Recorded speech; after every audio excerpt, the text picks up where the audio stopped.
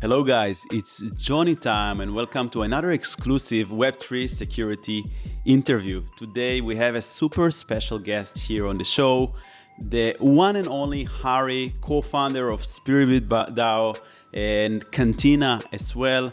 Harry has a lot of experience with Solidity, with blockchains, and even with pure hardcore math. So this interview is going to be super exciting and interesting. We're going to learn about Harry background, how he got into blockchain, how he founded Spearbit and Cantina, and we're going to share some awesome tips if you're a beginner in your Web3 security journey, or you're just doing Web3 security and you want to hear tips from Harry, awesome professional in the field. This interview is for you. So without further ado, let's get started.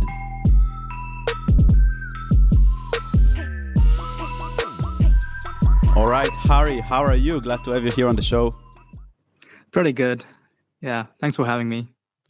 Thank you for coming and putting the time and sharing your insights and knowledge with the community. So you have a pretty impressive academic background, mainly in pure math. Can you tell us a bit your academic background, your skills, like how you started with blockchain? Yeah, it's a long story. And maybe like speaking about math, I always like to do math, and I always loved math. My mother is a math teacher, and even when I was pretty young, probably like around fifth or sixth grade, I knew pretty much all the math that my mother knew. She forgot a lot of the math, but she taught me like pretty much all the math that she knew. And for a couple of years after that, after fifth or sixth grade, I didn't really like learn anything new. I was hitting a plateau. And there was this fun moment where I grew up in this state called Kerala, in a small town in the south of India. And this was around the time where internet companies were becoming a thing in India. And there was this company similar to Amazon. Amazon was not in India back then. And they were also like trying to sell books, just like Amazon.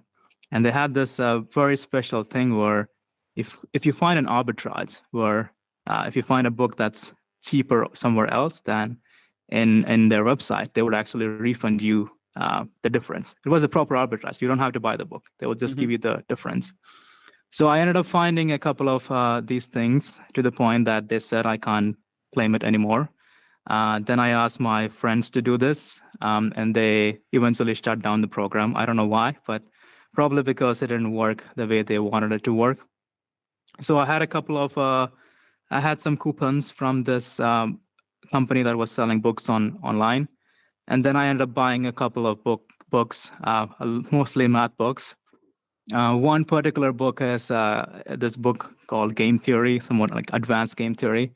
I bought this book thinking, I could learn this and play like better video games.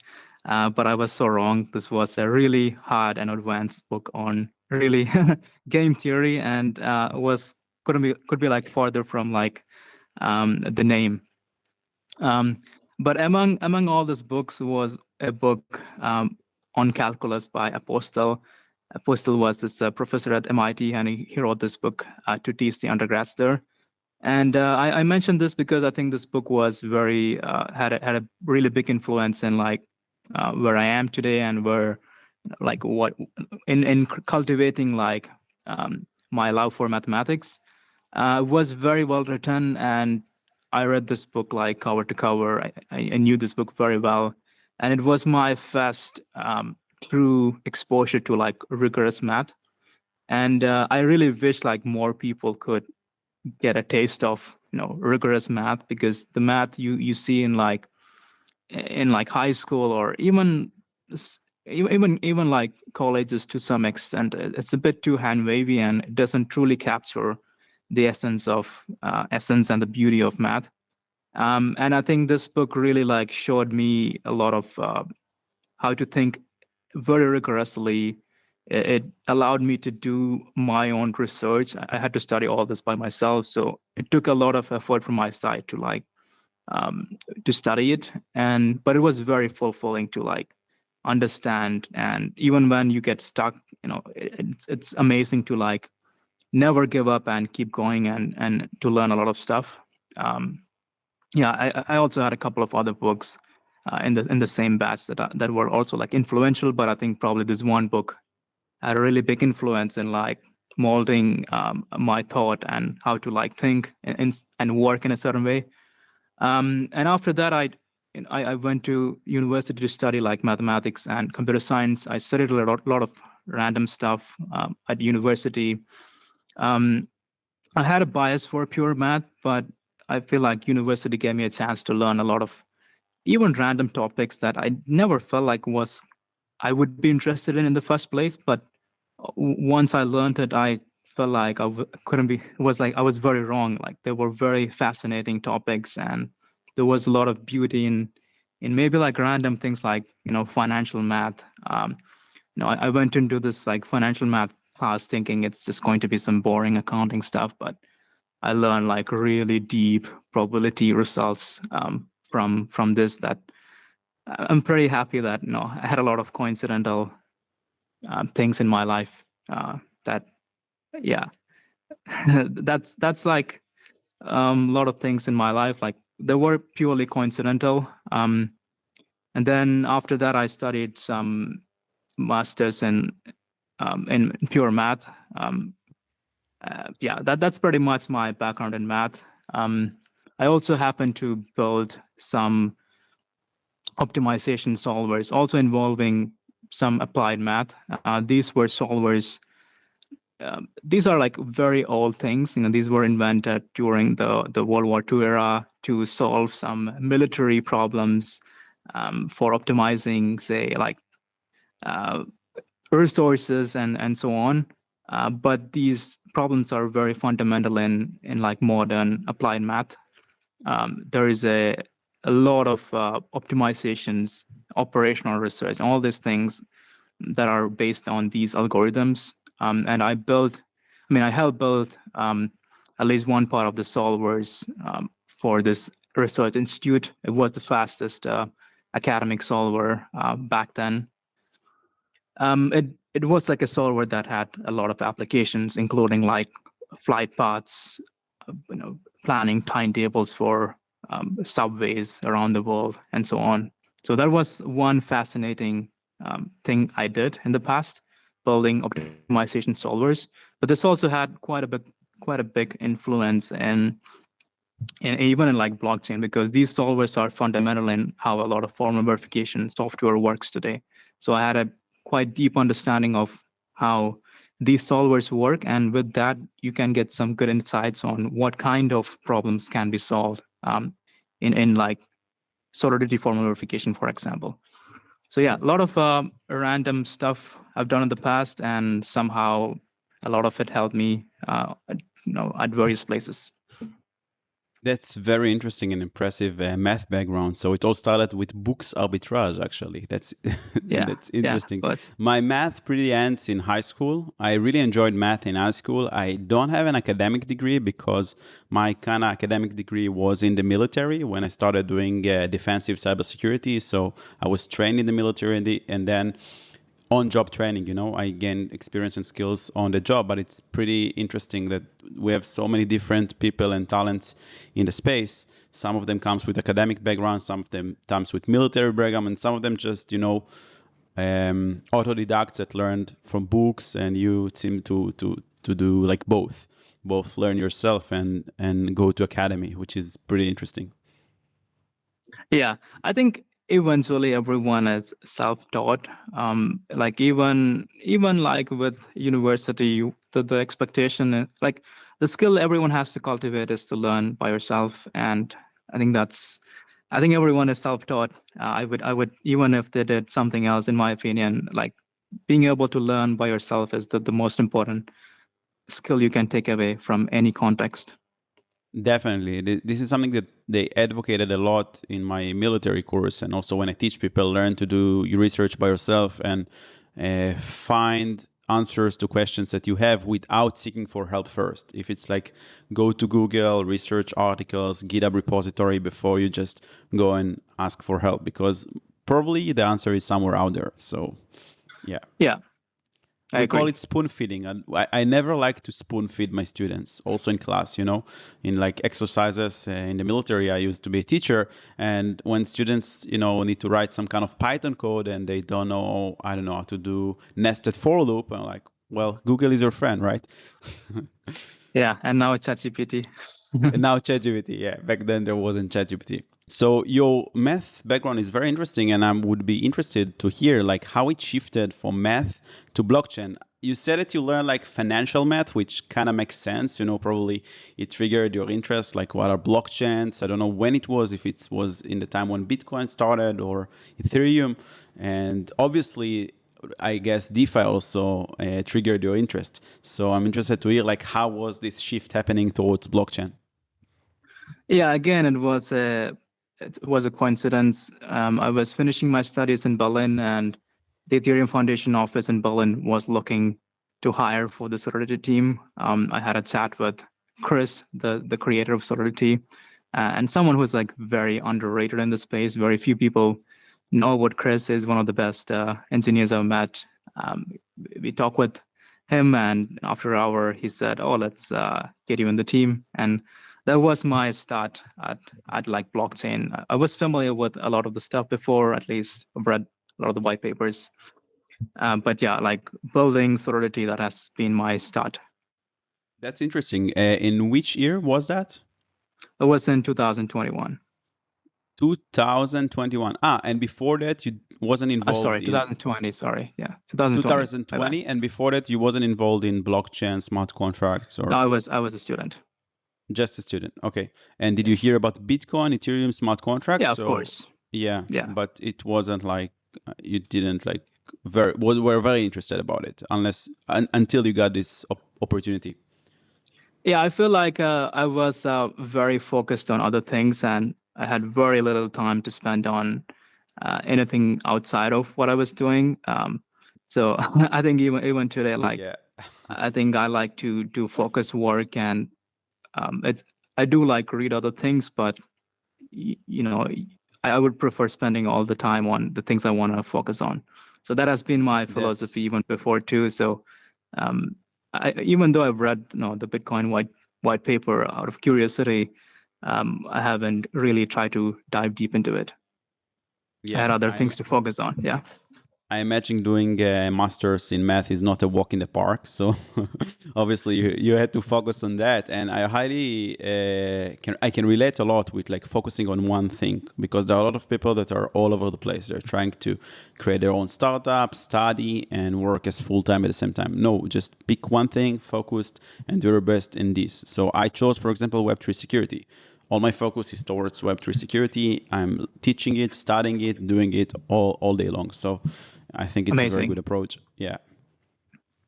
Yeah. Even though I have other opportunities, some of them include like engagements in like previous traditional cybersecurity opportunities, like as a freelancer or like hired or other things. I just usually say no, because I decided what is my focus in that case. Yeah, I agree. Yeah, so can you tell us a bit, what did you do in Ethereum Foundation? You had a lot of influence in Solidity and the way the language, the compilers works with optimizations and everything. So I would be interested to hear like how was it there? I was part of the Solidity team. My role was to like help build the Sol-C compiler, which also means you have to help shape the future of the language and mold new features into the language. A lot of it was engineering, but after a bit, you have to focus more on the language design part, which involves figuring out how the language should evolve over time. Yeah, so most of our work was around the actual engineering behind the compiler, but I was always interested in like talking to the users, and so there is this the team chat channels used to be in previously called Getter, and now it's Metrics. I used to be quite active in at least answering a lot of the user questions on the Getters back then. I think very few people knew this existed, but I would give them pretty advanced and reasonable answers to all their questions. But then after a certain point, I moved to maybe like Twitter. I was answering a lot of questions there, and suddenly I was the one who got tagged in a lot of the Solidity questions on Twitter. But yeah, I used to do that before in Gitter. It's just that Gitter is less visible, and maybe not many people knew about it. So Kind of old it was, school before we had like Twitter and Stack Overflow, I assume. yeah. I mean, Gitter was designed for mainly engineering, and you can connect a Gitter to a GitHub repo, and that's the whole deal. Where if you want to chat about a GitHub repo, that's probably where you can find all the people interested in it. And Solidity had like two of them, one mainly for engineering and the other one mainly for like support. So talking to a lot of these users, figuring out their issues, that gives you a lot of insight into what is missing in the language, how we can improve the language.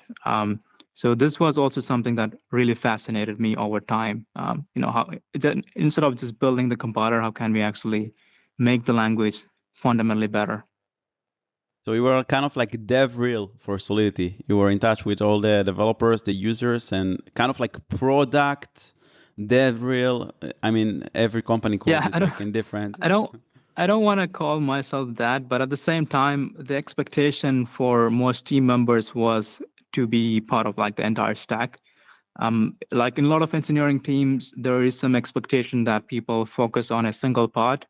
That was not the case in Solidity. Like people were expected to work across, even in the engineering side, across everything. I've worked on like the front end, which is the part that checks all the type checks, does all the parsing. Work on the back end, which is the code generation part. I've worked on the optimizers. Worked across the stack. Probably have a soft spot for the optimizers. I worked quite a bit on that, at least in the past. But yeah, I think the expectation was to be across the stack. And towards the end, I was more interested in like language design. I wanted to evolve the language further and solve some of the pressing issues that people were facing.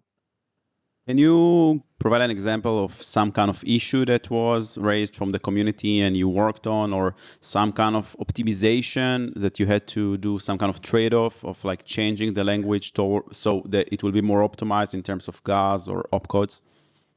Yeah, I can give you several, and I think you bought the keyword trade-off, and it's really about making trade-offs.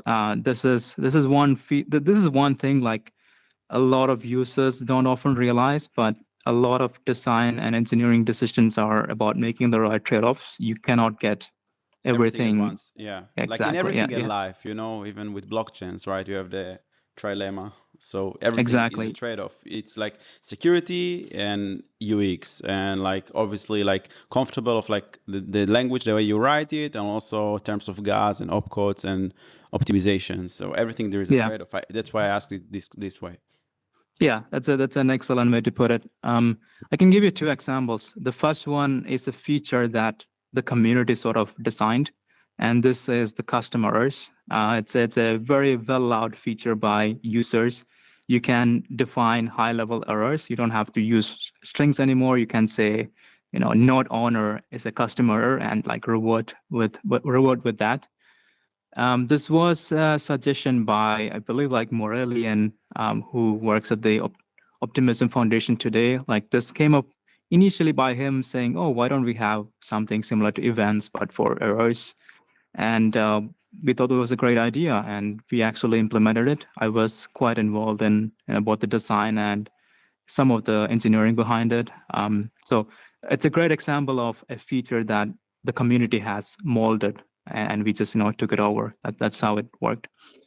Another example, especially on the trade-off, would be I also wrote about this. I had this CTF Carta, and I gave some insight into this trade-off in the write-up for this. So the trade-off is that in the past, people used to ask us about removing this Xcode size check whenever there's a high-level call. So if there's a high-level call, the Solidity has to first do an Xcode size check before you actually do the call. The reason we do that is because by default in EVM, empty accounts would not would actually succeed. So you have to do this. But people were asking, in most cases, we know that these accounts are actually real and there's something there. And the Xcode size check was wasting gas. In the past, it used to be at 800 gas, which was non-trivial. So people would ask us, can we get rid of this feature, or can we have some syntax that would allow us to remove this feature? But we were not really keen on removing it by default, because then you lose some security guarantees.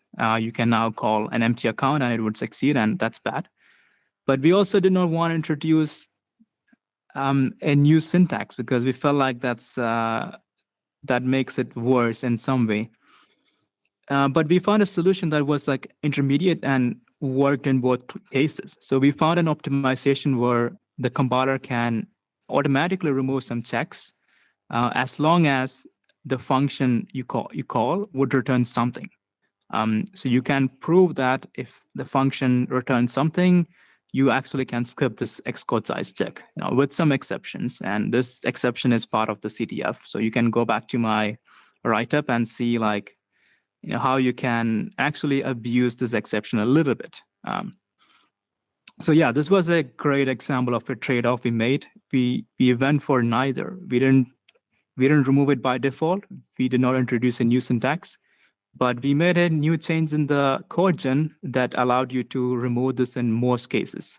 And people were very happy with the results. People would compile the code again, and suddenly it's cheaper. And they didn't have to do anything. They didn't have to add new syntax, and the safety guarantees were the same. So this is a great example of a trade-off we had to make, and I think we made the right trade-off. It doesn't work for 100% of the cases, but it actually works for most high-level calls. So these are, I think it's a perfect example to highlight the kind of work we do and the kind of trade-offs we have to make. It's very interesting. But you said most high-level calls. On which high-level calls it won't work? And does it possess any security risk, or just... No, it wouldn't. So if there is a high-level call that does not have any return values, let's say I'm calling a function f, and it returns a uint. In that case, you can actually skip this check, and the compiler would skip it. If the function, it doesn't return anything, then we cannot skip this check. We actually add the check in the code gen. So, but in most cases, most functions would return something, and this worked. I see. So if I call an EOA account, for example, because it doesn't return anything, I don't have to do this check. So I basically save some gas. Does it make sense? No, you have to do the check because it returns something. So because it returns something. Okay. So the way it works is, if you return something, and if the function is expected to return something, you have to go through an ABI decoding phase. And in the ABI decoding phase, it would revert anyway. So our insight was that you can get rid of the initial check, because it's going to get checked anyway at the end. So there was a subclass of functions where you can skip this, and people would say yes. And this was very practical, and probably like 95% of all functions in real world use case expected something back, at least for a high level call to something else. And this worked very well. I believe like Aave team, somebody from the Aave team, they were really pushing for adding a syntax for this, and they were very happy to see our implementation, which did not need any syntax, did not like change any safety properties. It just worked. That's pretty creative and cool work around this issue and trade-off. Interesting. So you talked also a bit about Corta CTF or Corta W2F, what the fuck. So if you guys want to check out the recent CTF by Harry or other CTFs at Corta, so head over to Harry Twitter account. I will put the link in the description below, and also you'll see it probably on the screen right now, and all directly to Corta CTF to check out this cool CTF by Harry.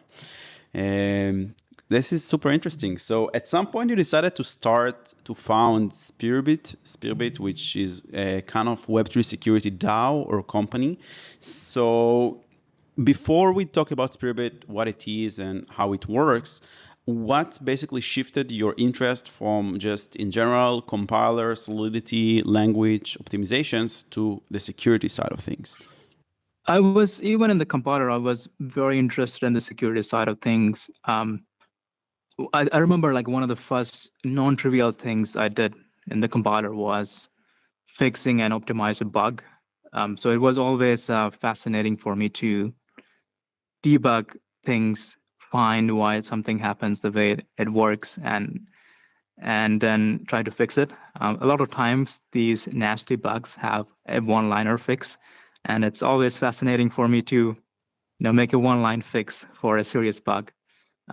This wasn't a serious bug in case of the compiler. I could probably talk a bit more about like why that isn't a serious bug, and like the kind of security work that we do at Solidity to make sure that the code that is generated by the compiler is safe.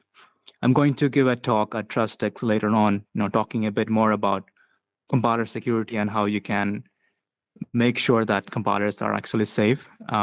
It's very obviously relevant these days, especially after we saw what happened with Viper, and now there is a Viper contest running on, and in code hacks and bug bounties. So compiler issues are here, and they are real. So it's very interesting. Yeah, I mean, I don't want to claim that Solidity is like 100% safe. You can't claim that, but there is a lot of defensive programming that you can do to make sure that bugs actually don't get into real world code.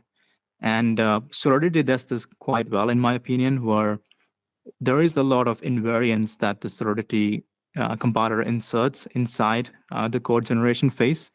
And if these invariants are not satisfied, the compiler would just crash instead of generating bad code. So a lot of these bugs you discover are like compiler crashes. And this is also how we find a lot of bugs. We can force the compiler to try to break some of these invariants. I will talk more in detail during Istanbul TrustX. So yeah, if you are interested in this topic, feel free to check it out in Istanbul. But yeah, there is a lot of defensive programming in Solidity, and we use fuzzing heavily to try to break these constraints. And I was very fascinated to look at all these bugs. A lot of times they are like false positives, but I found the bugs to be extremely fascinating. And as I said, like the fixes are in most cases a single line of code, and making those fixes felt like very satisfying. And again, I would like to ask for an example. Can you give us an example of like a bug that you fixed with a single line of code? So many of them, but maybe I can talk about this one example of an optimizer bug. So there was this optimizer step which would remove jump tests that are unused. You can replace a certain jump test.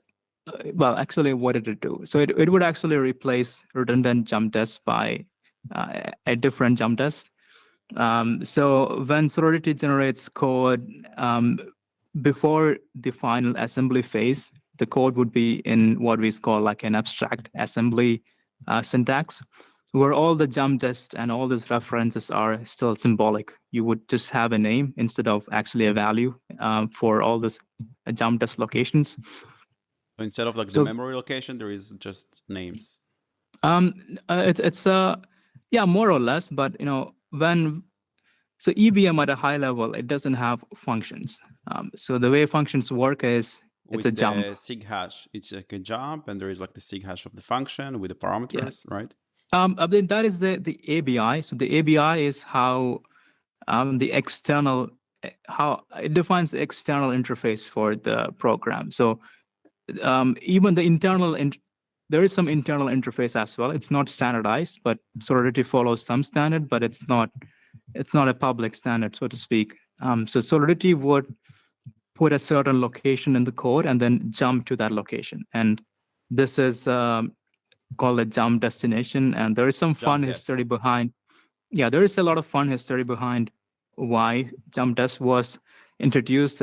Maybe if we have time, we can talk about it. But it was introduced by Pavel, one of again a very underrated engineer in the space. he was trying to build the EVM JIT, which is a JIT compiler for EVM, where instead of building a VM, you can compile it on the fly to a native language. And turns out that if you introduce jump tests into the EVM, you can make this compilation process quite in a much better way. So this was the original reason for implementing jump tests, but jump tests also increases the safety of the EVM as a whole. So the way jump tests work is you can only jump to a location that has this jump test opcode in it. Any other location, if you jump into it, it reverts. It's an invalid step. So we had this step where we minimize the number of jump tests, and the issue is that if there's a recursive way to, if there's this recursive like reduction, there is actually a bug. The compiler did not like account for like, or you replace a jump test by another one, but that one got replaced by something else. And this only happens in a very obscure case. This was the bug that I found, and the fix was to instead of replacing the one by the next one, you just do a recursive check that, oh, what was the final one that remains in this case, and that is the final jump test that you replace the first one with. Yeah, there was a bug, and it took quite a bit of time to actually find what was the issue, and it was reported actually like a lot of months before I started working on it, and I felt somebody tried to find it, and I don't think managed to be successful. So I really like to debug stuff, and I managed to like spend a lot of time debugging this bytecode to finally find what is going on, and a one-liner fix, which is just recurs. You just add like a while loop in front of it instead of some if or something, and then it's done. Cool. What could be the consequences of such bug? I mean, what happened? What are the impact and the outcome? That's a great question. So because we have a lot of defensibility programmed into Solidity, this bug would actually crash the compiler instead of generating invalid code. But if this defensive programming did not exist, then you would actually generate like I think you would generate like an invalid bytecode where you execute this code on chain and it would actually revert instead of working. There is a lot of bugs we have found that would end up in that state if not for all the defensive programming that we have done in the compiler.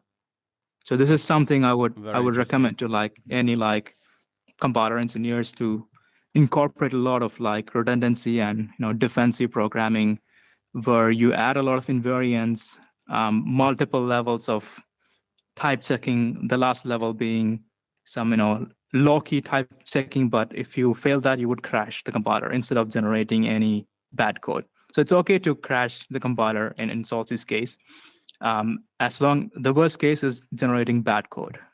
This is worse. Generating bad code is worse than crashing the compiler because you have production deployed smart contract that can be either hacked or just people send transactions and it won't work.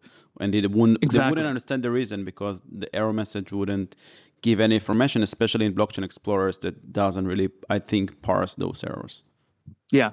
And when Solidity crashes, it would tell you, okay, this is an internal compiler bug, report this bug to the team. Solidity. And we would have a look into it. And then a lot of times it's like a trivial issue, like we maybe missed a check and we were being overly cautious. That's actually 99% of the issue. Like we were being overly cautious and our check was too restrictive, and we have to like just loosen it a bit. But in some cases, especially combined with the fuzzer, you can find very deep bugs, even like bugs that were hidden for multiple years. Wow, this is very interesting. So you were hardcore into like Solidity compiler bugs, and then you started founding Spearbit DAO or Spearbit company. So can you tell us a bit the story about the inception of Spearbit and how it started? Yeah, I mean, as I mentioned, like I was quite interested in security, finding bugs. So I would read all these reports that came out from the big firms on the work they did, the secure reviews they did. Some of them were very good, but overall, I was very unhappy with the outcomes of this, secure reviews. There would be a lot of issues that I felt like were completely garbage and were I felt like they were sort of lying to the To the people that this client is or actually to an the issue. users? Yeah, that this is an actual issue, and I felt like having quite a deep understanding of Solidity and the compiler, like some of these issues they reported were like completely garbage to me, and they would report this in like pretty much every report. And so we were kind of disappointed by the state of security. One of my co-founder, Alex, he also worked on the EVM and Solidity for quite a bit. Also a very underrated person in the field. I think a lot of people who have helped build Ethereum are heavily underrated. They tend to be lucky for whatever reasons, but the impact of their work is it's not clear to a lot of people. And yeah, Alex is also one such person, along with all the people I mentioned earlier. So Alex, on the other hand, was trying to build a DeFi project and had to face had to do a security review being as a protocol, and he was also unhappy with the kind of work that he received. Having been someone who created like Solidity, you can actually judge the outcome of a security review quite well, and he was disappointed because he felt like he didn't get the right outcome. And then we were introduced to Spencer, who used to work at the Pentagon doing doing developer security focused on the army and training up people over there. And alongside that, we were introduced to like Jake Lang, who was at Ethereum Foundation doing some research on EVM, and Jake Lynch, who is like an investor, researcher, community builder in the space. So it was all clear to us that security was something that had to be fixed. We were unhappy with the current state of the space, both the security side and also like how it's being fixed today. And we decided to like do something about it. And that's how we started Spearbit. That's super cool. So you just decided you weren't happy with the service that you got from security firms, and especially coming from such a deep knowledge of Solidity, the compiler, and how it works behind the scenes. So you decided to initiate Spearbit. And can you tell us like how was it in the beginning? Some kind of challenges that you faced? Like I don't know, some interesting story from the start. Yeah, I think it's always fascinating the beginning of Spearbit. The biggest challenge we faced was the reputation aspect. We were working in a field where reputation was really important, and we were a young company, so we didn't have a lot of history behind the company. So people were a bit skeptical on like going with a new incumbent in the space. But we had, I think our situation was much better because we had deep understanding of Solidity and people would trust us just purely based on that. We did the initial reviews ourselves, me, Alex, and there's a fun story of how our first external security person, our first LSR was Gerard, as you may know, is also extremely underrated. I think people don't fully appreciate Gerard's talents and his work. We managed to meet Gerard and convince him to come join Spearbit. And he had a lot of valuable feedback on how to improve the space, how to take Spearbit and how to take Spearbit to the next level. So there has been a lot of influential people in Spearbit over since the beginning, and I think Gerard has been very influential in shaping what we are today. It's very interesting. So you basically started as a team of badasses, and you, Alex, and Gerald doing the audits. And I assume this is how probably you also had connections because you worked in the Ethereum Foundation and you had connections to protocols and to the community. Can you share some tips for just security auditors. There are solo auditors. There are firms out there of things that help you to kickstart the company and the agency. It started, I assume, as an agency, and then it became some kind of a DAO. So what really helped you to gain this reputation and basically get those first clients and also maintain them? Yeah, that's a great question again. So in my opinion, we got almost all of our clients initially purely by word of mouth. The clients we did our initial work with, they ended up talking about it to other people. Most of them said it was the best audit they had ever had. A lot of them were like clients that had multiple audits, and they really liked working out with us, and they would recommend us to like other people purely by word of mouth. And Spearbit for a long time had the if you know philosophy where we barely did any marketing, and all the marketing we did was purely word of mouth. It was just our work. That was our marketing. Like people would talk about it to other people. So for new researchers, new companies, I would recommend, try to find one client. Usually, this can even be free if you really want to like hustle and find your first client. But like do like really good work on it. And I think the initial customers would probably be word of mouth, and try to use your work and the output of your work to bring more clients. So people would be able to like look at our reports, and I feel like our reports had a little bit better quality than most of the work out there. And then people would be able to judge that report and come to you afterwards. I remember one of the first reviews we did. It had a raw bytecode component, and probably that's one of the reasons why they were convinced that we could do it. We used to, of course, stare at raw bytecode all the time, and it wasn't a big problem for us to review this, raw bytecode for this new proxy pattern. So yeah, that's probably how we how we got our first client. Was a raw bytecode. It had some raw bytecode component, and they were convinced we could do it. And then later on, it was purely word of mouth, and people looking at our existing work and seeing that we could actually, we are the right partners. And I think probably one important moment for us throughout the last 2 years was this OpenSea competition. OpenSea had this $1 million competition right before they launched Seaport, and we built a team again with Gerard, Alex, me, and Leo. Leo does phone verification at the Ethereum Foundation, and we had the team of 4 people, and we ended up winning the OpenSea competition. Coincidentally enough, if you look back into the OpenSea competition, the Spearbit team was number 1. The number 2 and number 3 are also Spearbit researchers. So we kind of had a podium finish for that. Then 1, 2, 3 being Spearbit researchers or Spearbit team. So that was a really big push for us to get more clients and get legitimacy. Yeah, I said this quote like in DSS where once you get a taste of Spearbit, there's no going back. I actually mean it. It's actually true. Like this once quote and the meme that people made out of it.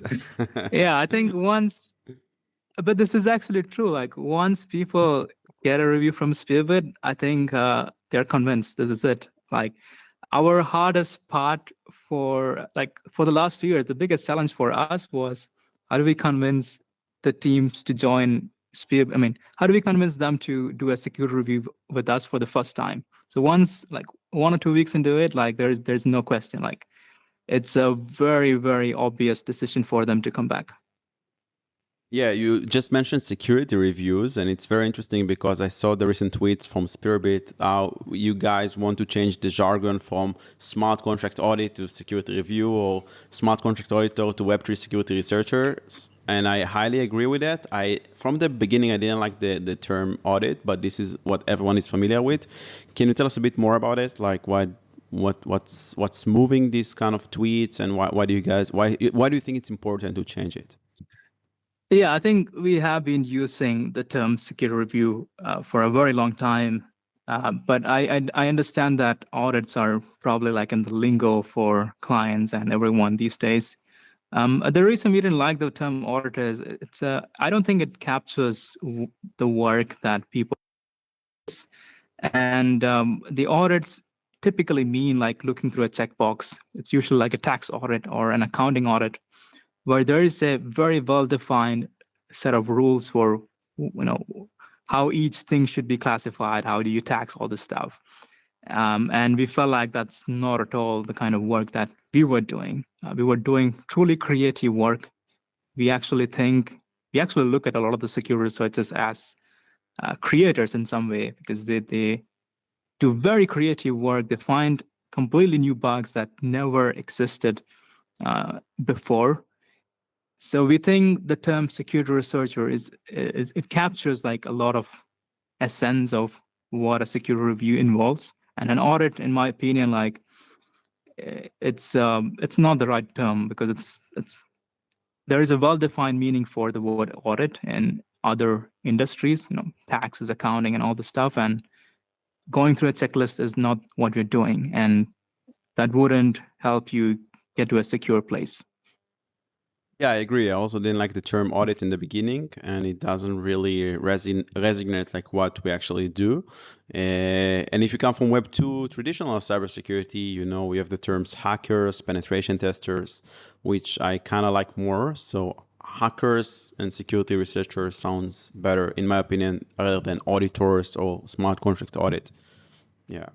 Yeah, I agree. I think I also like the term hackers, but yeah, I think the security researcher is a bit more neutral term that people white can. hat vibe term. Because hacker usually resonate with like black hat or malicious hacker, but even though there are white hat hackers. I think hacker may not fit well, especially for like non-technical users who may be like looking for a security review. And I think a security review is a reasonably neutral term that encapsulates what we do. Yeah, I agree. So apart from what you mentioned, that Spearbit try to bring the most quality researchers and provide the highest quality security reviews, what differentiates Spearbit from other competitors in the space? If it's like traditional Web3 security firms, I won't mention names, but all the other firms, what makes it different? The business model, the way it works, like it's kind of a DAO. I think there is the secret ingredient, which I'll get to later. But fundamentally, we came from the Ethereum Foundation, which has been very collaborative, and we try to bring like the best talent to work on really hard problems. Similarly, Spencer, came from training up a lot of like internal army people on cybersecurity practices. So Spencer had a good background in training people up to level up, and we had a good background in like bringing people together, like really high-end people. So Spearbit tried to nail like both of them, which is we want to bring the best talent together to tackle really hard challenges, but at the same time we also were very futuristic in the sense that we felt like there was a lack of really good talent in the industry, and we wanted to train them up in the future. So every review we do has 4 to 5 researchers. 2 of them are like the lead security researchers. These are like some of the best researchers out there. Christoph, Gerard, and all these people, Rajiv, etc. But we also try to bring like more junior folks that are very well driven. They're like highly driven security researchers, and we make them work together with some of the best talent in the space. And we have seen a lot of good results by doing this. A great example for this is Stremi. So Stremi started joining Spearbit right after Securium, and he was a JSR when he started doing Spearbit. He is very passionate, he's very thorough, and he quickly learned a lot. And I think a few months ago he found a bug in Aave v3 in Aave while reviewing Morpho, and Aave was a out of scope dependency of Morpho. And this kind of shows that our approach to like training and collaboration actually works very well in the long term. If we can take Stremi from a JSR to is probably at the level of an LSR and a technical capacity in a lot of protocols these days. So yeah, that has been our approach, and that's what has worked well for us. And what I mentioned about the secret ingredient is, unlike a lot of firms, we actually look at the LSRs as like professional athletes rather than just a random employee. We actually treat them like a professional athlete, and I think this is one of the reasons. It actually leads to my next question: how are you able to attract all those elite researchers like Christoph, like Gerard, like Stremi started as a junior? So it's like some kind of bootcamp. You train them and until they become lead senior researchers, but sometimes you also are able to get the lead senior researchers when they already have the reputation, like Christoph. So how do you actually do it? Yeah, I think we understand what they want really well, and unlike Money? a lot of the no, it's not money. This is a mistake. This Yeah, is the first mistake. Yeah, not money. this is a mistake. Yeah, it's not You want money. to be appreciated, right? I guess. Yeah, sorry that I'm interrupting you. I just want to guess. It's no. interesting. I think this is true. Like, I think it's true. Like, we pay very well, but it's also like a fair compensation. Like, there are some, like, let's say, leaked documents from some big auditing firms before they were doing fundraising, and they actually brag about what each individual secure researcher at the firm brings to the company, but they sort of brag about how little of that the researchers actually take home. Sometimes as little as like 10% of the actual value they bring to the firm. Wow. So this is something like we were bothered by initially. Like, we felt like this was completely wrong, and this is we were not going to build a sustainable company if this was the approach we took. And we actually flipped the script for compensation, where we were only taking a 20% on top that gets billed to the client, and the researchers were actually making a significant chunk of the actual reviews value. So this, and I think this really resonated with a lot of people. People wanted Spearbit to win. Like, the researchers actually wanted us to win. They felt like this was the right way to do it, and this idea really resonated with them. And we cannot win as a company if our researchers don't want us to succeed. Like, that's the main difference that I think made us successful so far. The researchers and everyone involved, they wanted us to win. If they felt like we had a fresh approach and it felt right for us to win versus some other companies. But going back to this, like, we really treated the LSRs like professional athletes. We knew them very well. We understood what they wanted, and we tried to create like a sense of community and also like a culture of excellence and trying to learn more and more every day.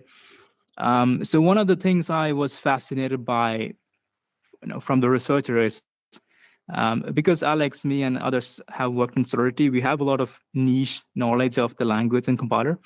And sometimes the researchers would ask a random question to us. Oh, how does this work? How does this thing work? Maybe you saw the tweet by like Zach recently about modifiers. He was also asking me about it. He made a funny tweet where I just said it's magic, but I also tried to explain. I also gave him like a lot of hints on like how to get there. He did a lot of the work himself, but I told him like how to look at the IR and give some hints. But this happens quite a lot. Like, we try to help our researchers if they have very detailed questions on the language. If we don't know the answer, we often know the people who built it, and we can ask them and bring them in. But what fascinates me the most is when you tell them the answer, it's very, very interesting what they do with it. Sometimes this is a question that they encountered during a security review, and they thought, like, with this newfound knowledge, they would go back, they would check every single place that's relevant with this new knowledge. And this is like, I don't know, like when I saw this for the first time, I don't know, I almost cried seeing how some of these researchers are so thorough with their work. Like, the new knowledge they get, it's very fascinating to see how they apply it back. I think, yeah, the sense of community and being treated like a professional athlete rather than just another employee or another person in a platform. I think that is mainly what brought a lot of the initial LSRs to join Spearbit. And once you have like a set of these people, I think it's very easy to attract new similarly talented people, because everyone is sort of looking for a community where they want to work with similarly talented people. They want to have fair compensation. They felt like our model was refreshing. They wanted to belong to a place where they felt appreciated, and yeah, I think Spearbit was that place. That's why we attracted all this top talent. This is very cool and interesting strategy. So you make the lead senior researchers happy, both by compensation, community, creating this kind of awesome like environment where they can flourish together. And therefore you have like awesome results. So clients are happy. So they book again audits.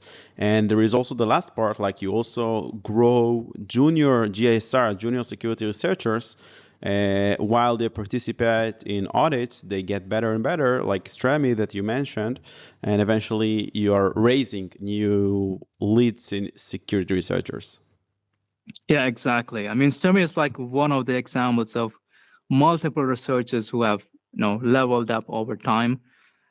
So my advice to like any beginners is, try to be very passionate about the work. Stremi was extremely passionate. It's like, when and if you have ever worked with Stremi, you know how insanely passionate he is. He would never leave any threads. Like if there is something he can discover, he will try to like go down the rabbit hole, and he would often keep looking into it even after the official engagement has ended. He would not give up on like a loose thread. He would like go down, and then he would often find something that just like the Aave bug was a bug in Aave v3. It was a minor bug in Aave v3, but it had a very big severity for Morpho.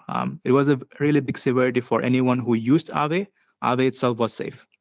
So that was Aave itself was largely safe, but any integrator who used this feature may have a critical severity bug. Which is also, it's interesting because, Aave is one of the building blocks of DeFi. And the way I like to look at DeFi is like you have building blocks. You have like the major protocols like Aave, Compound, Uniswap. And then you have other protocols that either fork from their code and do some deviations, or they build on top of them. So if it's like liquid staking, you can stake staked ETH in Aave, or you can use that some kind of features, flash loans in Aave, or whatever other features they have. So it's also very important. It might be minor for Aave, but major for other DeFis that also might have millions of dollars of TVL. Yeah, I agree. I mean, this has happened in Spearbit reviews a lot of times, where we find a serious bug in a protocol that is out of scope in the review itself. We found this in Balancer before. We found a critical bug in Balancer that required some sort of admin control to abuse the fees and things like that. But it was, according to Balancer's official spec, this admin should not be able to actually modify these parameters, but you could actually do this because they tried to optimize a bit and they missed that the admin can abuse this optimization in some way. We found this. It's worth mentioning that even if the admin is honest and trusted, his keys can be compromised, either if it's a multi-sig or an MPC wallet or just a single, probably not a single private key. And it's similar to what OpenZeppelin found in Convex, which is, it could be like catastrophic, like billions of dollars when the admin keys are being hacked. And we know that there are many cases that admin keys are getting hacked, with North Koreans, and they will invest a lot of money to get those private keys because it could be bridge accounts, like multi-bridge, and just numerous amount of hacks. Yeah, and in this case, the admin was documented to not have this power, and it was not intentional either way. And a protocol was building on top of a Balancer, was a protocol sort of incubated by Gauntlet called Era. They are like a risk managing. They do like risk management for DAOs and treasuries. So it was a protocol for that. And in this case, they would be this admin or the manager, and it was not designed. The admin was not designed to do this certain operation, but because this optimization was botched, the admin can abuse it to steal some funds in some way. So this was again a bug that was found in an autoscope contract because our researchers like to pursue rabbit holes and go really deep, even if something is out of scope. We have also found a bug in Sablier's PRB math where the exponentiation function had a bug. Also has a fun history behind it. There was a PR submitted to optimize a certain branch in this function, and the optimization was in fact incorrect.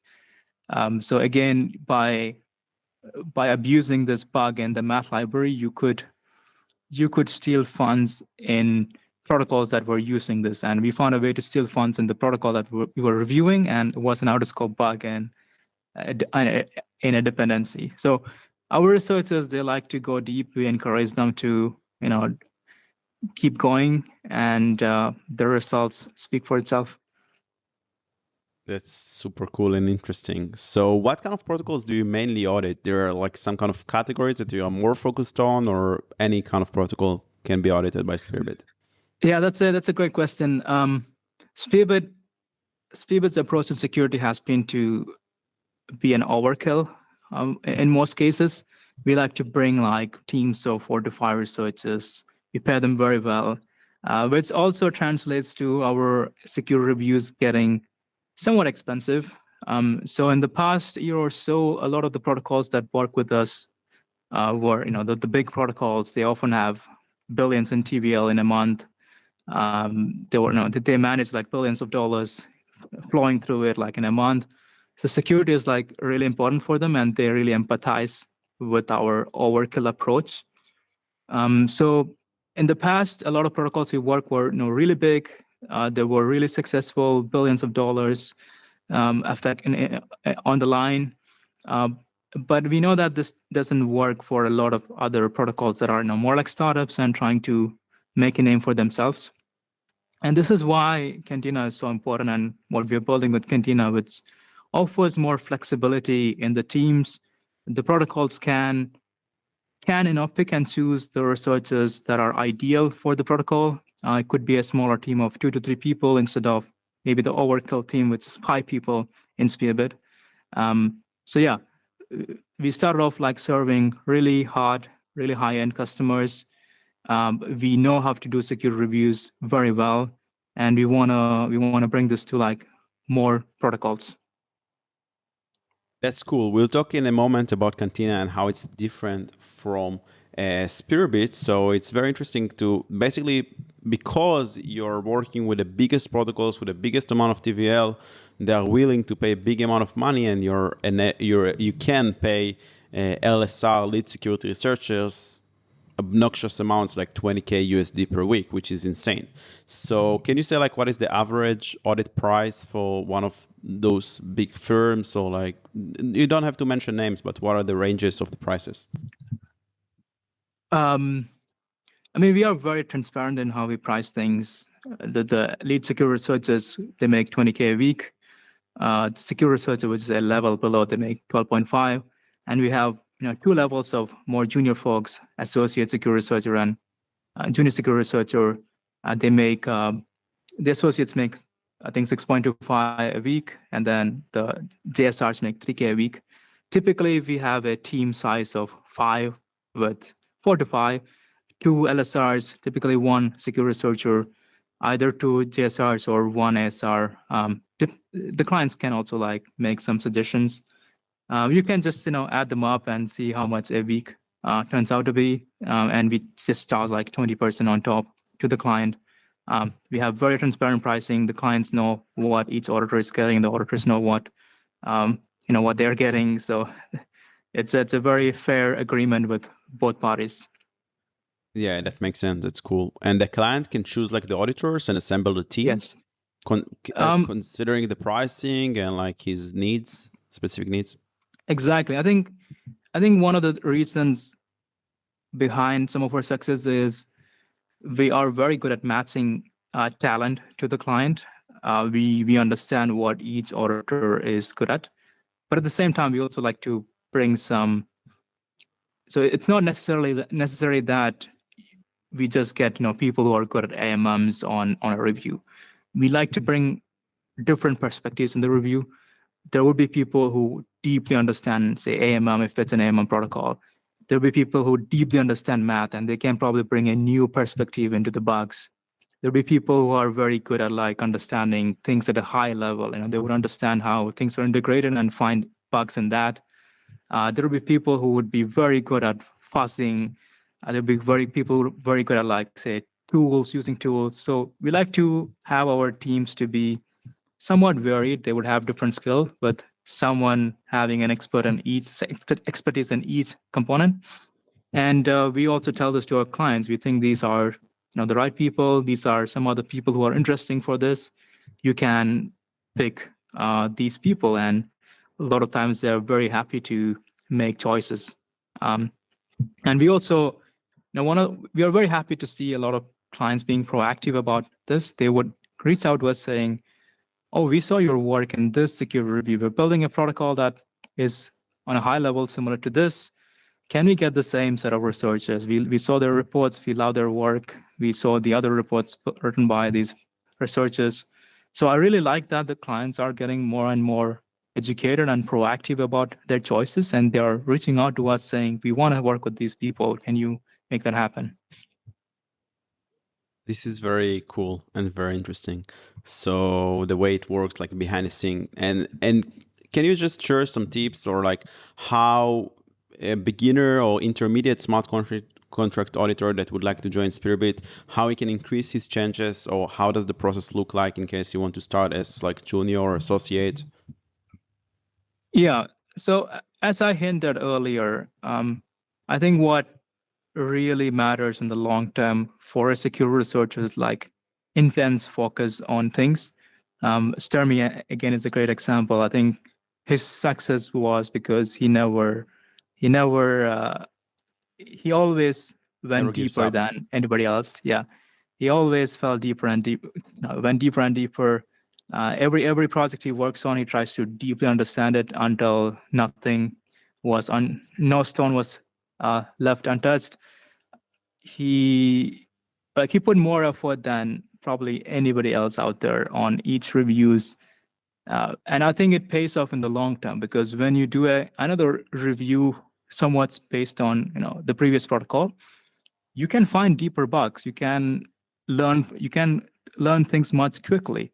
So all these efforts that you put initially, it would make you faster in the long term, and it would actually really you would become a better auditor just because you put more effort into something earlier on. And this is something I would really encourage every like junior researcher to incorporate into their workflow. Try to never give up. Try to go deeper and deeper.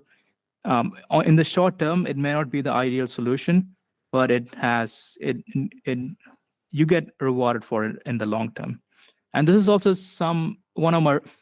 one thing that I don't particularly like about some of the competition platforms today, because it's a short-term thing. You are incentivized to do certain things on the short term, and it may not be what makes you successful in the long term. So I would encourage a lot of researchers to think more long-term, go deep into protocols, try to maybe have a niche, maybe very good at lending protocols, AMMs, ZK. Try to deeply understand one of these things. And if you look at some of the successful researchers, they all started by understanding one protocol really well. I don't want to name anyone, but yeah, there are researchers who are like an expert in like Compound. They understood Compound really well, and they could really review lending protocols in depth because they put a lot of work before understanding Compound. And this actually pays off when you try to review a different lending protocol. You can find deep bugs because you understand it so well. So this is one investment I would recommend every researcher to make. Pick something that fascinates you, go really deep. It may not be the best idea in the short term, but in the long term, it gives you a lot of rewards. This makes a lot of sense to me, and it's also connected to the previous thing we discussed, focus, which is very important. And there are plenty of examples how it pays off eventually, like 100 Proof. It was pretty viral on Twitter that he was focused on concentrated AMMs, on concentrated liquidity, the Uniswap V3. And then he found this bug in KyberSwap of like hundreds of millions of dollars and got paid $1 million bounty, which is amazing. So yeah, by focusing on something very unique, very like you can find those deep bugs because you really understand how they implement the AMM or the lending protocols or whatever it's going to be. And this is also one of the reasons that in my smart contract hacking course, I didn't teach like 10 different DeFi protocols. I could teach also balancer and synthetics and all kinds of protocols. No, but I chose the three ones that are most common and most forked, which is like Uniswap, Aave, and Compound. And once you understand those, this is the building blocks to understand other protocols like perpetuals, options, synthetic assets, and you name it. So it makes sense a lot to me. Yeah, I agree. And again, like the reason I mentioned this in particular is I think a lot of the competitions today, they incentivize like short-term gains. And this is, in my opinion, a trap. And think about playing long-term games. Yeah, so competition audits, kind of, I get what you say, but I do think they have a important place in our community because it can help people to kickstart their career and get those initial experience without like actually going through interviews and I don't know, tests and stuff. They can just showcase their skills by just delivering value, which is something incredible in my opinion that doesn't exist in traditional cybersecurity. There is bug bounties, but it's I guess it's a bit different in Web3. But yeah, if you go to there are like 10 simultaneous contests and you try to do all of them at the same time, obviously you're probably not gonna make money because you won't find the deep bugs, and in the long term you won't be skilled and you will not master certain topic, which is yeah. I mean, just to clarify, I mean, I'm not saying like competitions are bad in any way, but the incentive structures are different, and you are incentivized to actually like look at multiple things at the same time. And I would say avoid that. That even the best competition people, at least at the beginning, they were very focused on one thing, and over time they got faster and faster, and they could do multiple things at the same time. But yeah, don't start off with like doing 10 things at the same time. Have intense focus, even if the competition is over. Don't give up. Keep going if there are loose threads, and the discovery process will eventually pay off. Yeah, that's interesting. So through your journey at Spearbit, what kind of lesson you learn from the professional and the personal perspective? Things that affected your perspective towards work, towards blockchain, towards life? Yeah, I would say, so Spearbit early on, we were intensely focused on the quality of the reviews. And I think over time, we realized that this was the right thing for us to do. And I think what we learned over time is like a lot of our approaches initially, they were validated. We wanted to focus on really hard challenges. We, in the early days of Spearbit, we actually rejected a lot of reviews that were trivial.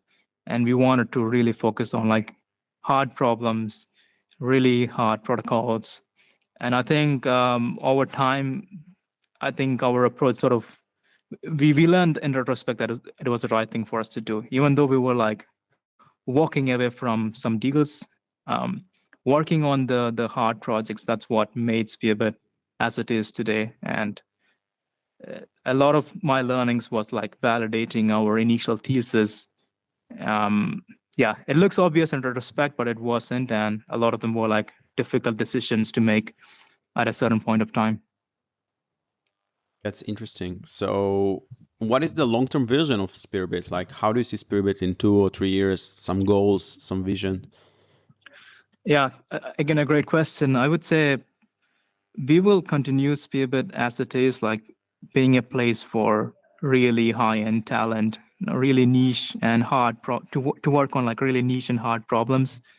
But the long-term vision would be like Cantina. We think we learned quite a bit by building Spearbit over the time. We always wanted to build a marketplace, but we felt like it has to be really high quality, and especially in in security for Web3, blockchain, Ethereum, quality was the most important component.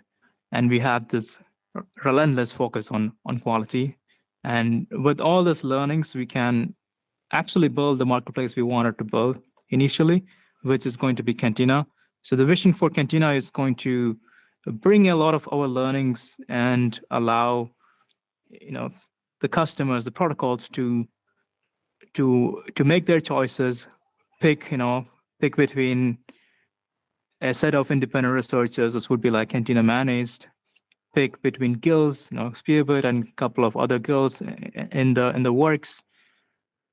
Pick between small teams of independent researchers. This would be guilds again, who have a very particular niche, whether it's lending protocols, whether it's like ZK, cryptography, all those things. So Cantina will try to be the marketplace we wanted to build for a very long time. They will have a lot, as a protocol, you will have a lot of options to choose from. As a researcher, this would be a place you can become a creator, in my opinion, and use Cantina as a platform to provide your services. So it sounds like kind of quite similar to Spearbit, because you mentioned before that clients can pick the security researchers, but in Cantina it's kind of more open. In order to get into Spearbit, you need to go through a test and I guess also an interview. But Cantina, like, it seems you need an invitation code, but it's kind of more open. Yeah. So anyone can make his own profile and be listed in the marketplace and be picked either as a solo auditor or inside a guild. And what are the main differences between Cantina and Spearbit, and what kind of other problems or other need in the market it's going to solve? Yeah, so first of all, the market is really fragmented. If you're looking for a security review, there is no one place where you can see who all the security researchers are, all the firms are. And we want Cantina to be the place where people can come and look at 20 researchers, 5 or 6 firms, and actually make a very informed choice on who is your right partner for the next security review. So what we notice over time is it's often not the security firm that has the most technical ability or talent that gets known to clients or picked by the clients. It tends to be firms that invest a lot of money into marketing, and we think that's the wrong thing for the future of the space. It shouldn't be that a firm that invests a lot into marketing gets all the deal flow. It should be firms that are very technical, very good at what they do. That should be the decision process for a protocol. And right now, it happens this way because the market is extremely fragmented. Like, most people don't even know this is a possibility. Like, they don't know that these CK people are willing to do a security review, and you can find them in Cantina as a guild. They would rather go with maybe like a firm that is heavily into marketing and advertises itself as something, even though they may not be really good at what they claim. And again, with Cantina profiles and all those guild profiles, which will be coming soon, you can actually show your work, and the clients would be able to see your previous work, your expertise, in a very transparent way. It's not marketing anymore. It's listing out your previous work, your skills, and actually having some proof of work in a way, and using that as a way how do you make sure clients, that the auditor is not lying? Like, he can submit whatever he wants. How do you verify it?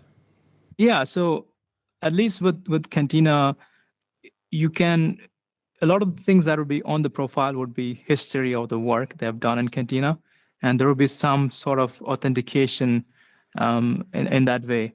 So of course, like, we're not gonna take something that someone just said for on face value. There would be like a report.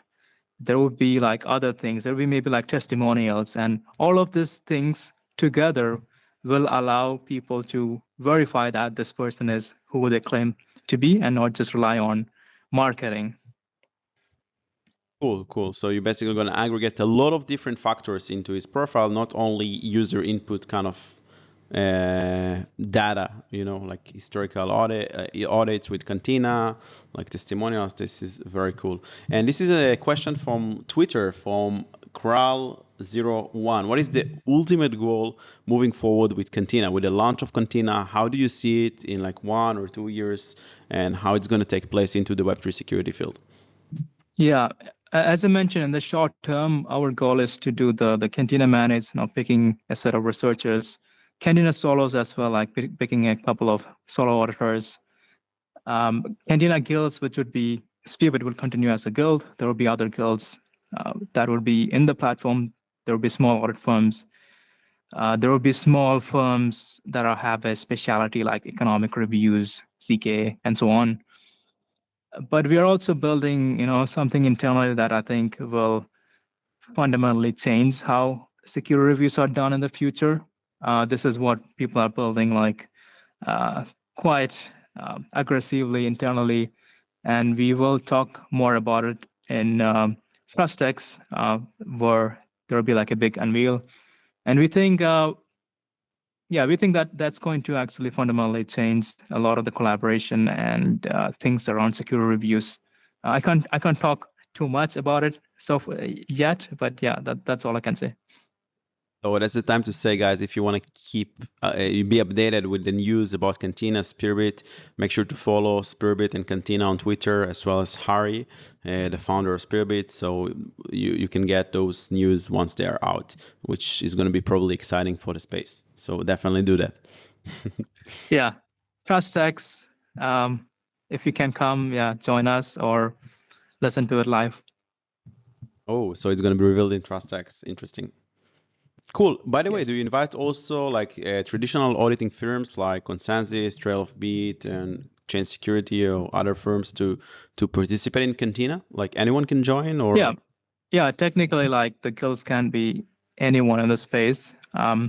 We have spoken to them like 2 years ago when Spearbit started early on, but we think the right people for the guilds, at least initially, are like small firms that are really engineering oriented. That's interesting. And how can one join Cantina? So it's invitational only. So let's say there are students or people in the space that are getting started, or maybe they completed the course and they want to join Cantina. How can they do that? Yeah, right now we started rolling out Cantina invitation only. At some point, we will make it open, but we want to really nail down the initial features, get some feedback. When you build a product, you have to iterate quite a bit before it's fully ready to be out. And Cantina is in the process of iteration right now. So yeah, there is also this Twitter profile, Cantina Bouncer. They'll be giving out a lot of invite codes throughout the next few months. If you manage to secure one, you can sign up as a secure researcher. You can build your profile. You can showcase all your work. If you want to build a guild, like talk to us. We will be working on the guild flows soon. For the guilds, again, as I said before, like we're looking for a set of really focused engineers that have done fundamental works in the fields, ZK, economics, and all these things. And this will be the ideal guild. Also for Solidity smart contracts as well, we are already chatting with a lot of small firms. But we would be even more interested in you if you have a niche of some kind, whether it's like lending protocols, whether it's Uniswap and all these things. I think niches are the right fit for guilds for now. But in the future, this would be like even bigger companies.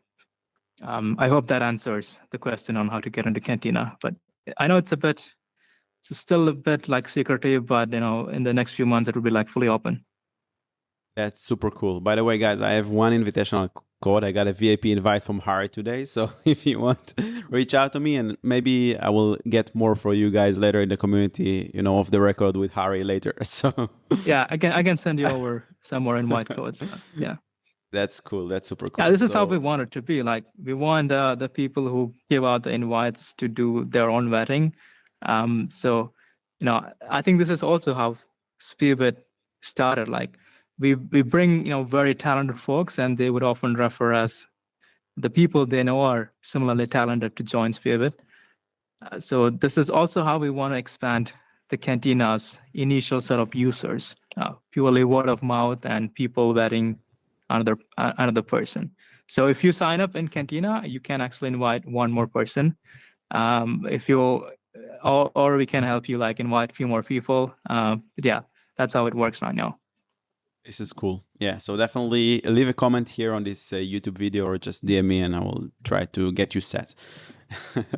All right. So how do you see Cantina like in the space? You know, currently in the space, we have like traditional auditing companies. We have Spearbit, which is a bit different, like focused on quality, niche audits. And we have also competitive audit platforms. And now we have Cantina Marketplace. And we know that CodeHawks are working on a marketplace and Coderina are putting some focus on solo auditors and profiles. So where do you see Cantina fits in? How is it different from Spearbit competitive audits? And do you think that there was a huge debate, obviously, in DSS Summit, and it continued on Twitter? So what do you think about like the fact that there are so many options, and what is good, what is better, what is the right thing for protocols that are sitting out there and wondering like how to make sure the protocol is safe? Should they get an audit in Cantina? Should they get an audit in Spearbit, in competitive audit, book an audit from Ethereum, maybe Consensus, Diligence, or Open Zeppelin?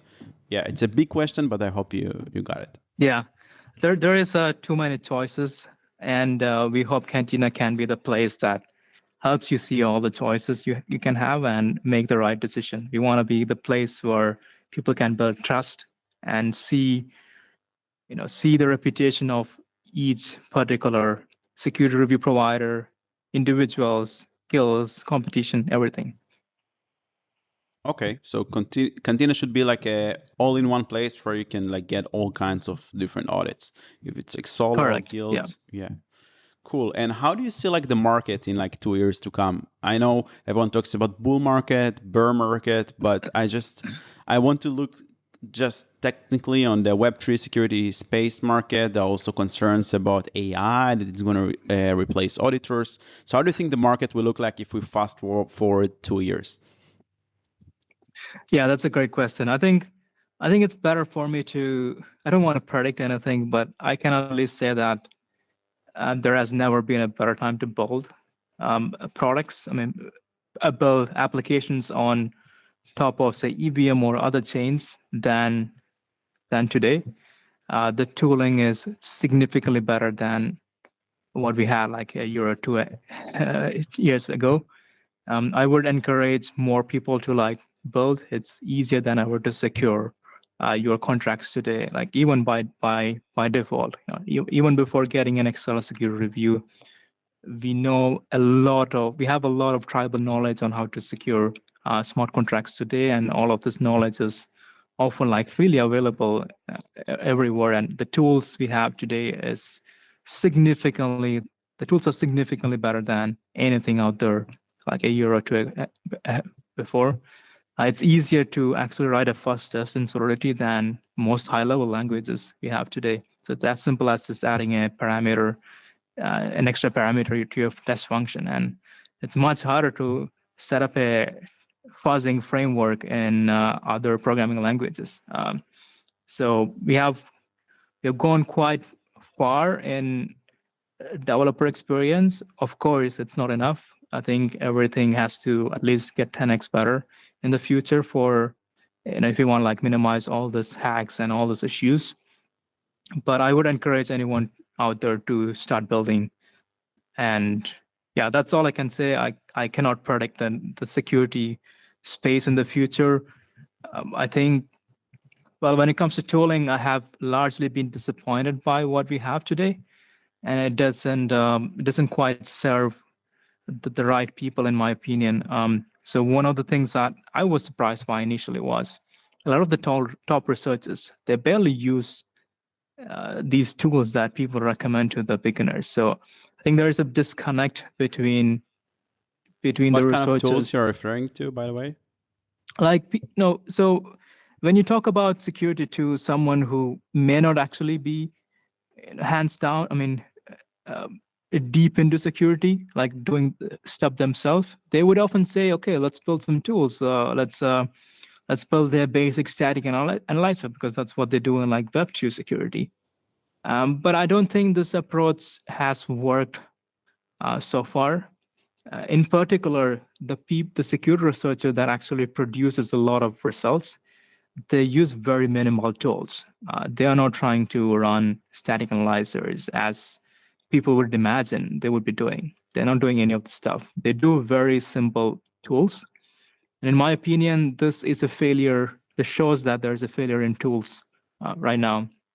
And people are not building the right kind of tools. And I would encourage people to like look at it from a different perspective, try to understand what kind of tools can you bring to some of the best researchers, and that would actually augment their ability to find bugs. Because the current set of tools, they are not quite there yet. Yeah, I agree that static analyzers can never, usually they don't find those advanced bugs. And I also posted on my YouTube channel a tutorial of how to use Slither, and I showed two examples how once he found a reentrancy bug, even in ERC77 tokens, and a bit like more different, not just the obvious reentrancy, and he also missed a bug considering signatures and replay attacks. So yeah, you can never rely on like Slither or static analyzers. But on the other side, you mentioned that we can do fuzzing pretty easily if it's with Foundry or Echidna or any other fuzzers, which is super cool. And it's also considered, in my opinion, tooling. But I agree that security researchers usually don't use that many tools. Yeah, I think that's a fault of the tools. I think the tools haven't nailed the right things. So I would encourage any tool builders to rethink your strategy.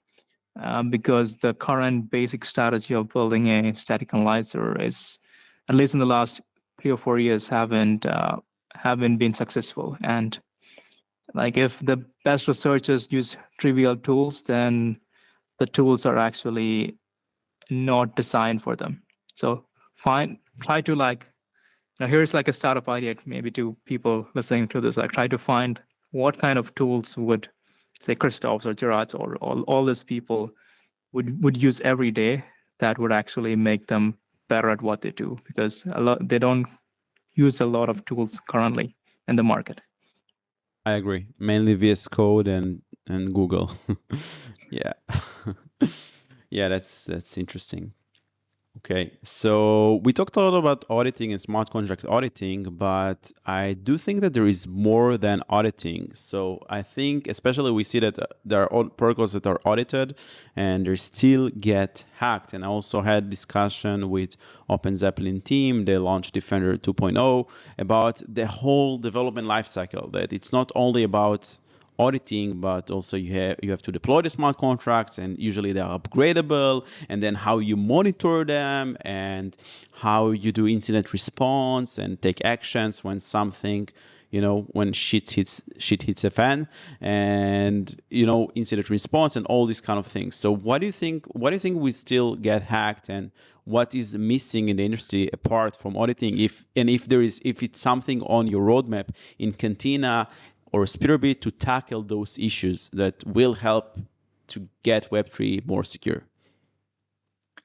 Yeah, again, a great question. I would say, first of all, the things that have to change is the philosophy behind building smart contracts or writing code for Ethereum or anything around that. I think you have to fundamentally change how you're building software today.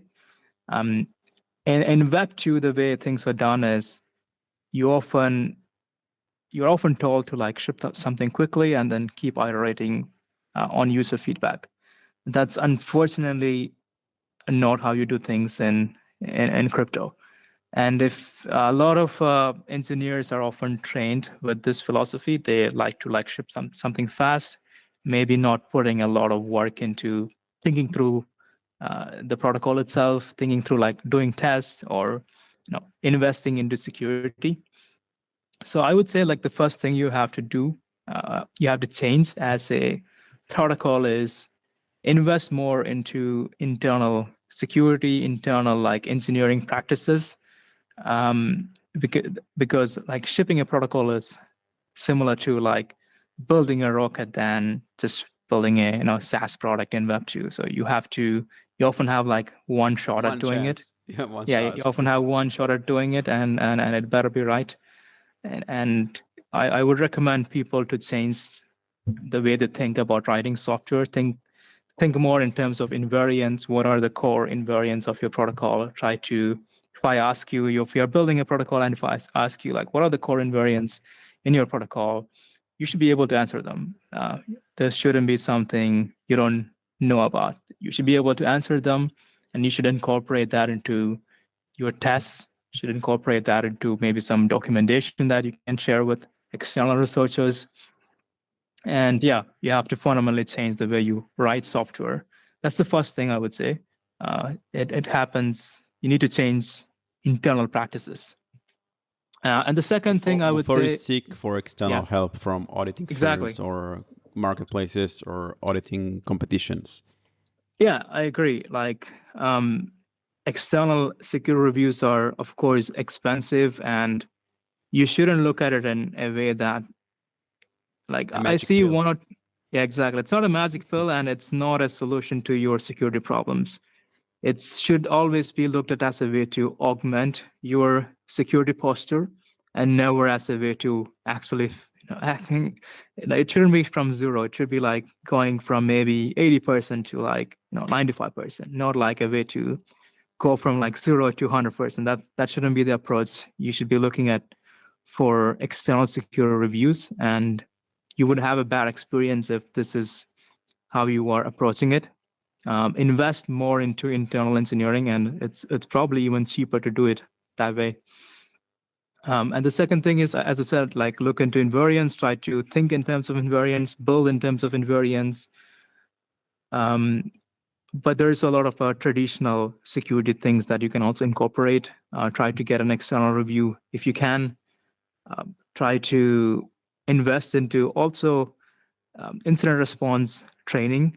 This is also something we at Spearbit have been convincing our clients to do, preparing themselves for an incident, trying to understand the risk posture for their company.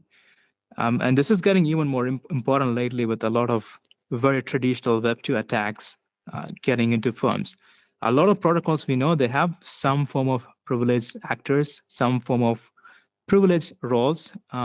This is not necessarily bad, but they often have a design where at a couple of places they have privileged roles, and it's very important to secure them properly. We have seen in the past of many hacks where it's rumored to be a North Korean actor who would either send your employees an employment request saying, "Oh, you have this new job, it pays so well. Do you want to interview?" And phishing attacks. Yeah, there are a lot of traditional attacks, social and engineering. Exactly. There's a lot of traditional attacks that's going around. So invest more into like internal security. Understand your what are the risks that the company is facing, especially if you have privileged actors. Make sure that these privileged actors won't get compromised. And this is a lot of work, and a lot of companies today, in my opinion, they take this very lightly, and they should put more effort into it. Yeah, they're basically saying, "Yeah, it will never happen to us until it does, until it happens." Yeah. You cannot. Yeah, it's very unfortunate. Like even the Vitalik incident lately, like it shows that. Yeah, it's very sad. Like even very smart people who have been building the protocol fell for it, and I feel very sad about the overall ecosystem that things like this happen. Like Hayden got swim swapped, Vitalik got swim swapped, and I think people should take more care into their Web2 security posture. I mean, I don't think this is like any of their fault. Like this, if very big actors want to come after you, they can often break into your systems, but assume that this is possible and minimize the impact of these, breaches.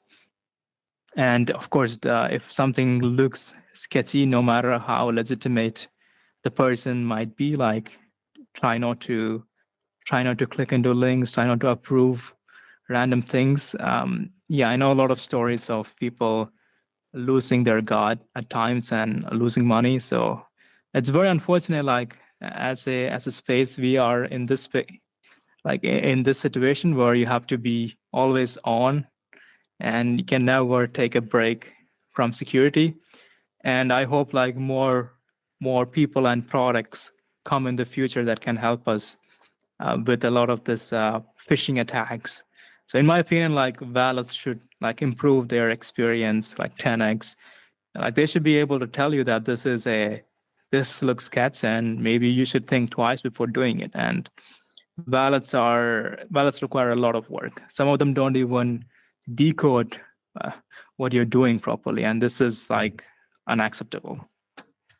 Yeah, so we have the smart contract and protocol level security, but we have also scams and phishing attacks and Web2 traditional key leakages, all these kind of things that we know from Web2.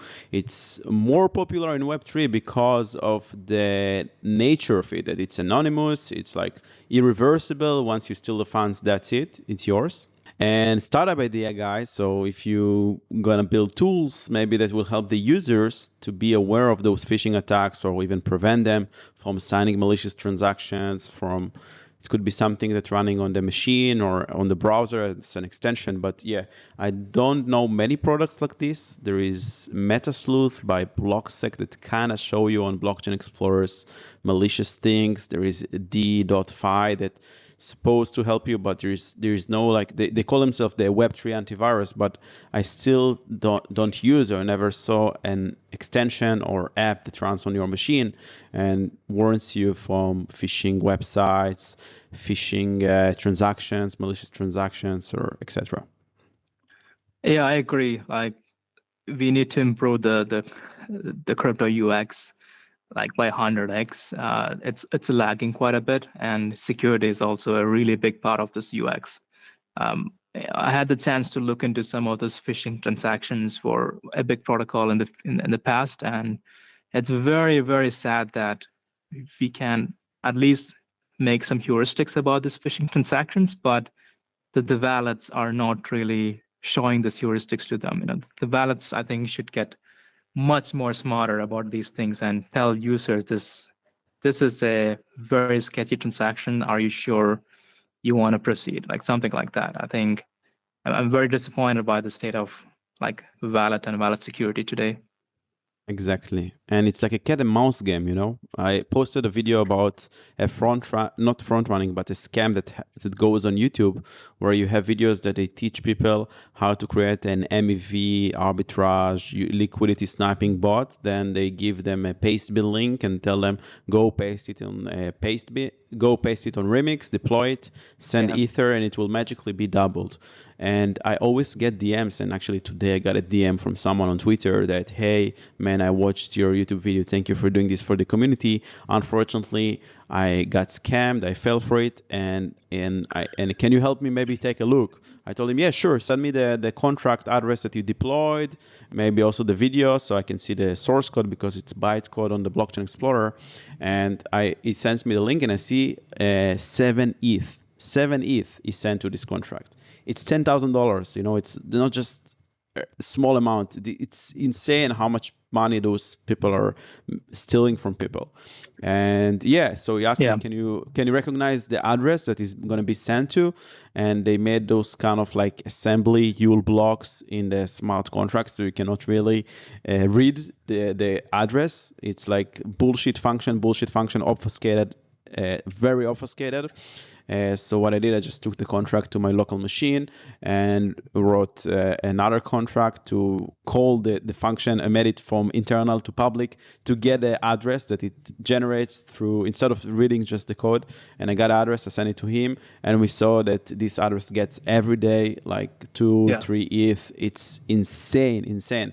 And how do you block these kind of things? I don't think there is a way to do that. I mean, no extension will tell you, don't be stupid, don't go to paste your code, which you don't cannot read, you don't know Solidity. Even if you know Solidity, it's like a lot of YUL and assembly.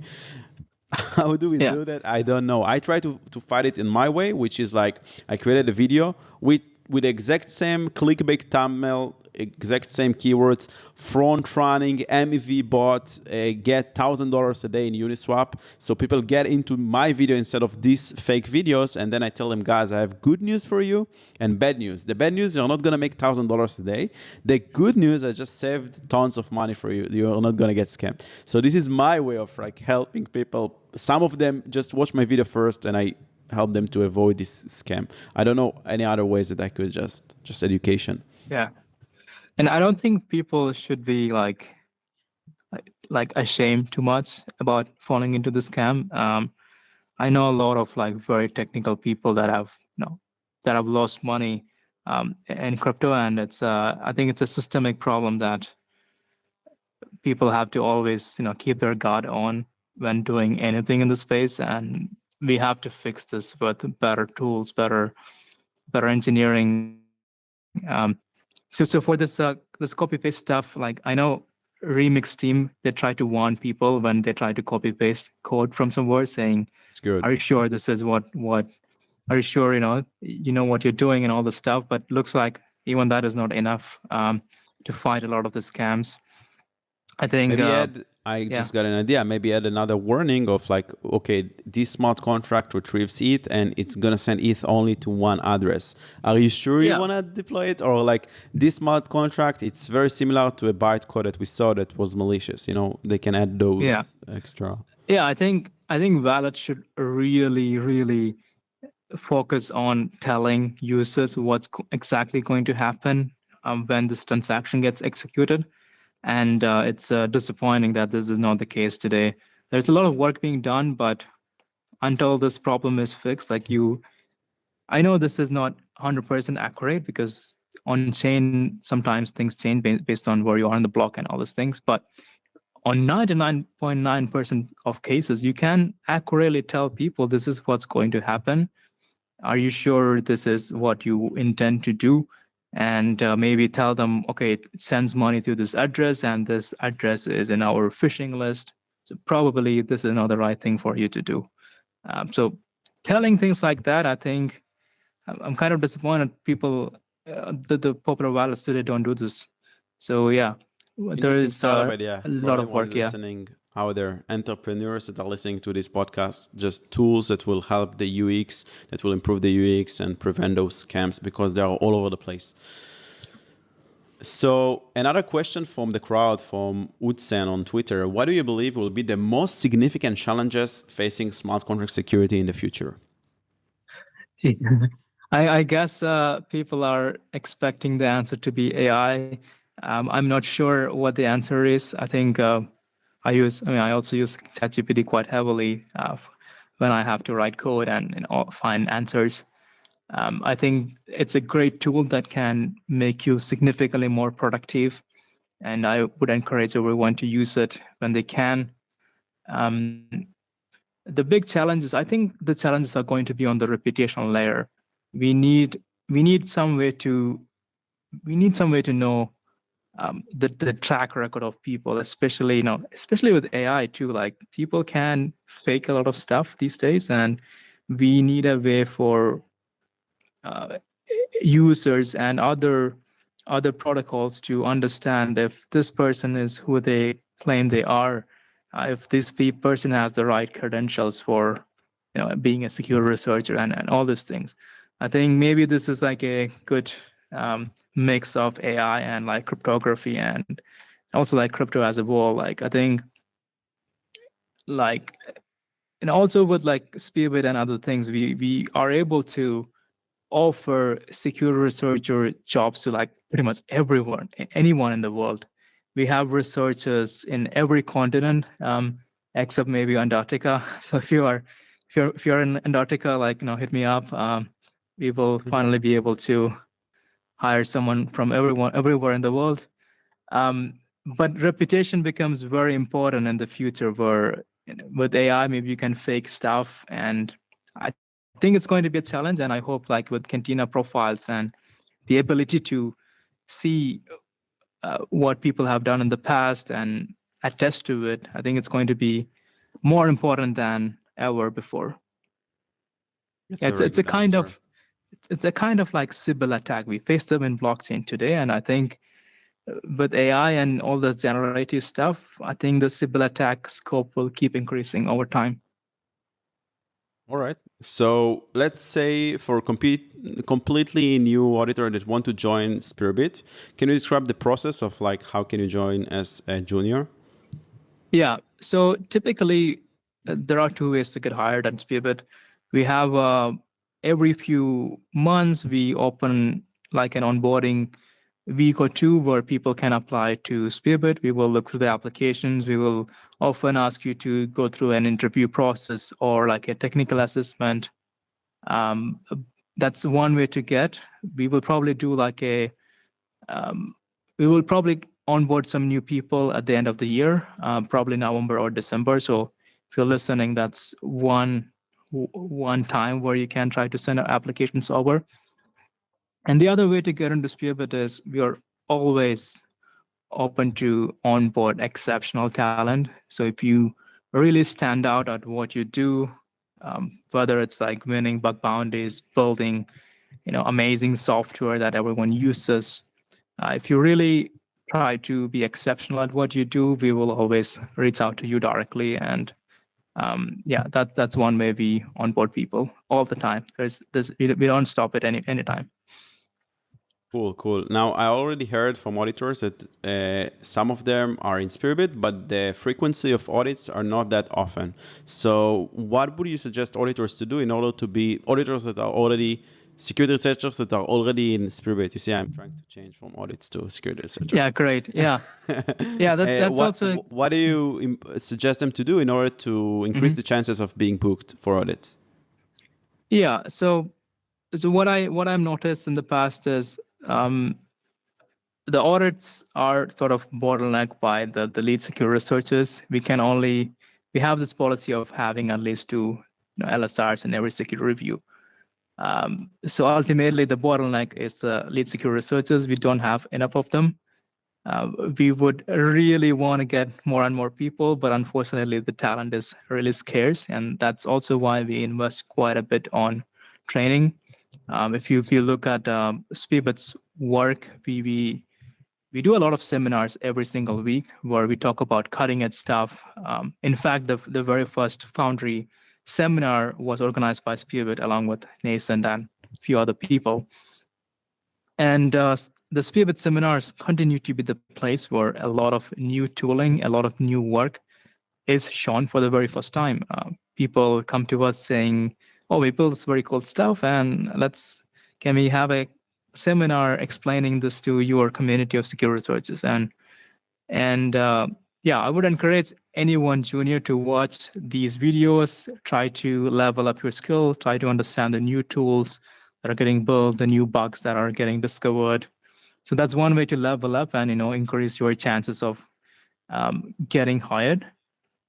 And the other thing is try to be exceptional. I think a lot of if you're really exceptional at your work, like Stremi, for example, you would frequently get security reviews. In fact, clients would come to us saying, "Oh, we want this guy," and try to be like exceptional at your work, and you will get a lot of deal flow, regardless of whether you are in Spearbit or not. I think this holds true. Thanks for sharing. These are very good tips. All right, so we're getting to the end. Any final thoughts or things that you want to share with the audience about Spearbit, about Cantina? Yeah, as I mentioned earlier, now we have a really big release for Cantina planned for TrustX. So yeah, if you are a TrustX, come talk to us. Otherwise, tune in live and you would be able to follow through on our big release. Otherwise, like I said before, we put out content every week on very niche topics. These days, a lot of CK work, a lot of new tools. I would encourage anyone to go to our YouTube channel and watch it live. Otherwise, I'm always looking for exceptional talent. I would encourage people to do exceptional work, and we will usually reach out to you directly. If not, like ping me. Cool. What is the best way to reach out to you? Through Discord, Twitter, Telegram? Yeah, usually Twitter works. Yeah, just messaging me over there. Amazing. So, Harry, it was a great pleasure. It was a very interesting conversation. Thank you so much for being here and for sharing your insights with us. And thank you for the time. All right, my pleasure. Yeah, thanks for like having me here. I really like talking to you about all this stuff.